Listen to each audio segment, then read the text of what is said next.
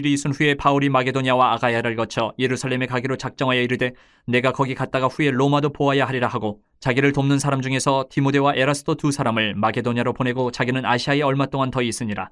그때쯤 되어 이 도로 말미암아 적지 않은 소동이 있었으니 즉 데메드리오라 하는 어떤 은장색이 은으로 아데미의 신상 모형을 만들어 직공들에게 적지 않은 벌이를 하게 하더니 그가 그 직공들과 그러한 영업하는 자들을 모아 이르되 여러분도 알거니와 우리의 풍족한 생활이 이 생업에 있는데 이 바울이 에베소뿐 아니라 거의 전 아시아를 통하여 수많은 사람을 권유하여 말하되 사람의 손으로 만든 것들은 신이 아니라 하니 이는 그대들도 보고 들은 것이라.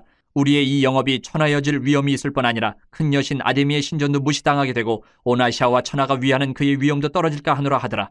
그들이 이 말을 듣고 분노가 가득하여 외쳐 이르되 크다 에베소 사람의 아데미여 하니 온 시내가 요란하여 바울과 같이 다니는 마게도냐 사람 가이오와 아리스다고를 붙들어 일제히 연극장으로 달려 들어가는지라. 바울이 백성 가운데로 들어가고자 하나 제자들이 말리고 또 아시아 관리 중에 바울의 친구된 어떤 이들이 그에게 통지하여 연극장에 들어가지 말라 권하더라.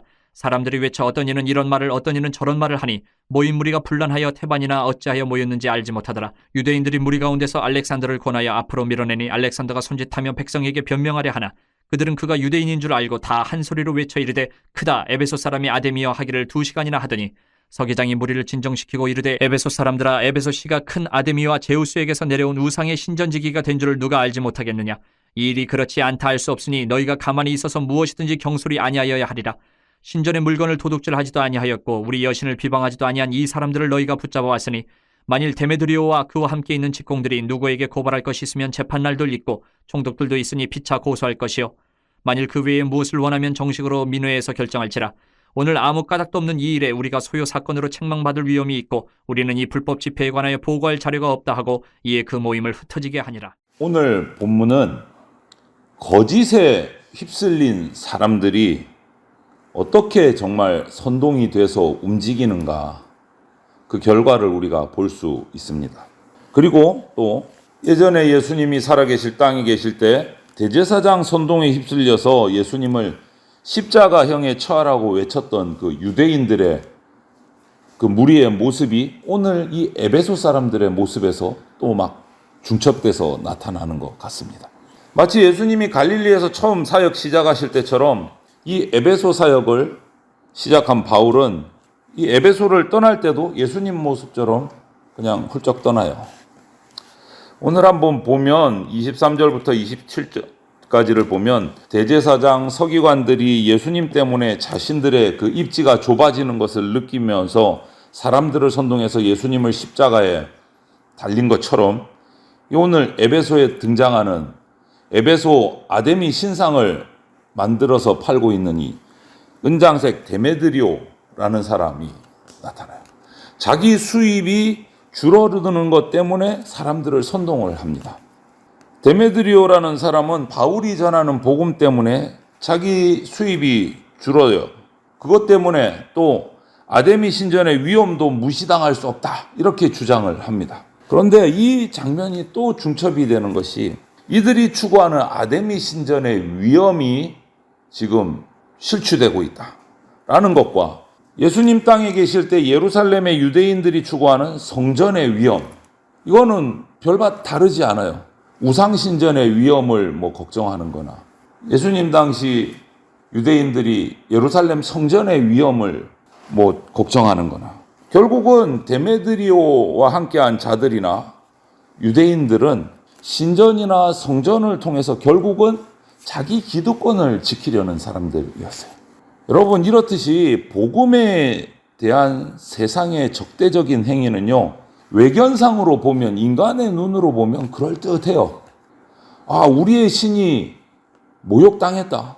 눈으로 보기에는 그럴듯해요. 겉으로 포장한 것은. 하지만 결국 그 내면을 들여다보면 뭡니까? 자기 기득권을 지키려는 이기심에서 시작된 겁니다. 자기 주머니 지키려는 이기심에서. 이런 데서 시작된 이 오늘 에베소의 이 소동을 한번 들여다보십시오. 28절부터 34절을 보면 데메드리오와 그와 함께 일하던 직공들, 그 동업자들이 크다. 에베소 사람의 아데미여 라고 구호를 외치니까 에베소 사람들이 막 소동이 돼서 선동이 돼서 따라갑니다. 몰려가요 군중들이. 그래서 바울과 함께 복음을 전하던 동역자 가이오 아리스다고가 그들에게 붙들려서 연극장으로 끌려 들어갑니다. 또 바울은 그 모습을 뒤늦게 보고 그들을 또 도와야 한다는 생각에 그 백성들 사이로, 군중들 사이로 들어가려고 해요. 그러니까 제자들과 친구들이 말려요. 지혜로운 거죠. 사실 그 군중들은 바울이 굳이 상대할 필요가 없는 사람들이에요. 그냥 그들은 따라가는, 우상에 휩쓸려 따라가는 어리석은 사람들일 뿐이기 때문에. 그래서 32절을 보면 그 사람들을 어떻게 표현합니까? 테바는 자신들이 모인 이유조차 모르고 있는 사람이다. 왜 가지? 그냥 가니까 가는 거예요. 군중 심리에 따라서 가야 될 것 같으니까. 이유도 모르고 따라간 사람들. 유대인들은 알렉산더를 통해서 바울이 유대인이지만 자기들과 다르다.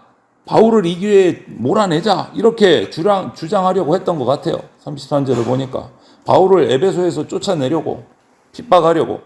그런데 34절에 또 나와요. 이 군중들은 아무것도 모르고 그냥 소리만 지르고 있는 사람들이에요.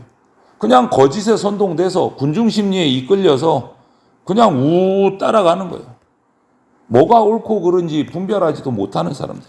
우리도 똑같습니다. 거짓에 휩쓸리면 이 사람들과 같은 모습이 나타나요. 분별력을 상실하고 군중 심리에 이끌려서 그냥 끌려다니는 거예요. 누가는 이런 군중들의 우스꽝스러운 모습을 상당한 분량으로 성경에 기록했어요. 이유는 하나님 능력 앞에서 세상이 얼마나 어리석은지를 보여주는 거예요. 거짓에 묶인 사람들이 얼마나 형편없이 분별력 없이 끌려다니는가를 보여주는 거예요. 거짓에 휩쓸리면. 분별력을 상실해요. 여러분, 우리 이단 보면서 한 번씩 그런 거 하잖아요. 예수님만 알고 저렇게 열심히면 좋은데 정말 열심이다. 정말 열심이다. 전국을 누비면서 버스를 타고 집회에 참석하잖아요.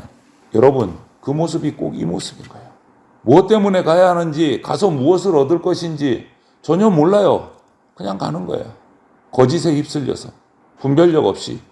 여러분, 이 오늘 본문에 나타난 이 에베소에서의 이 소동은 겉으로 보면 기독교와 그 이방의 여러 다신교와의 어떤 종교적인 충돌 때문에 일어난 소란처럼 보이지만 실상은 그런 좀 뭔가 있어 보이는 그런 문제가 아니다는 거예요. 실상은 무엇이 문제입니까? 현실적인 이익이요. 기득권이요. 데메드리오와 그 우상을 만드는 직공들이 그럴듯한 종교적인 명분을 내세워서 막 군중들을 몰아갔지만 결국은 뭡니까? 감춰진 동기는 자기 주머니에 들어오는 돈이요. 결국은 그건 거예요. 여러분, 이런 상황을 보면서 나에게도 혹시라도 저와 여러분들에게도 이런 경제적인 또는 사회적인 불이익이 생긴다고 해서 복음을 거부하고 저버리면 오늘 이 본문의 소동을 일으킨 에베소 사람들과 다르지 않습니다.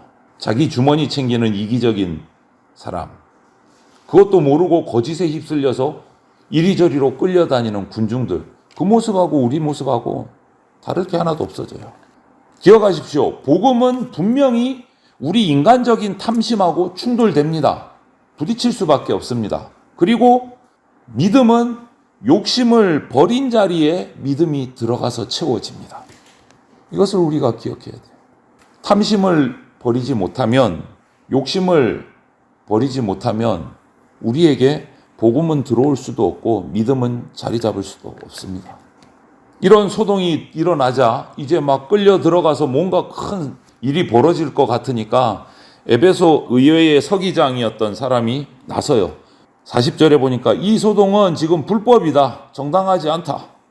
에베소가 아데미와 제우스를 섬기는 도시인 것은 맞지만 이 교회 기독교인들이 신전이나 이 아데미 여신에 대해서 뭔가 위해를 가한 적이 없는데 왜 이러느냐. 정확하게 사실을 지적을 해요. 그러면서 만약에 문제가 있다면 이렇게 해서는 되는 게 아니고 정식적으로 재판을 진행을 하자. 민회로 나와라. 이렇게 하는 것은 아니다. 공직자가 얘기를 해요. 지금 계속해서 이 소동을 일으키면 불법 집회이기 때문에 로마 정부로부터 문책을 받을 수도 있다. 이런 서기장의 합리적인 설득에 이유도 모르고 몰려들었던 사람들이 무리가 흩어져 버려요. 바울의 일행은 그 덕분에 위기를 모면을 한 겁니다. 이 과정을 통해서도 하나님께서 표면에 드러나지는 않으시지만 그 상식적인 법과 공직자를 통해서 그분의 일꾼들을 지키시는 모습을 봐요.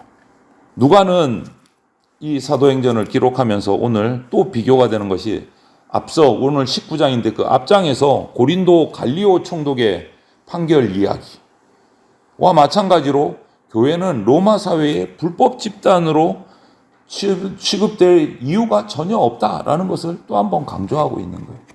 오히려 예수님을 십자가에 처했던 그 예루살렘의 유대인들과 빌립보의 그 핍박했던 로마인들, 데살로니가 그리고 고린도에서 또 바울과 동역자들을 쫓아냈던 그 유대인들, 그리고 오늘 19장에 에베소의 이 뭣도 모르고 모였던 군중들, 자기의 돈 때문에 바울과 복음을 거부했던 이 데메드리오와 직공들, 우상의 직공들, 이 사람들이 결국은 불법을 행하는 자들이다라는 것을 고발하고 있는 장면이에요.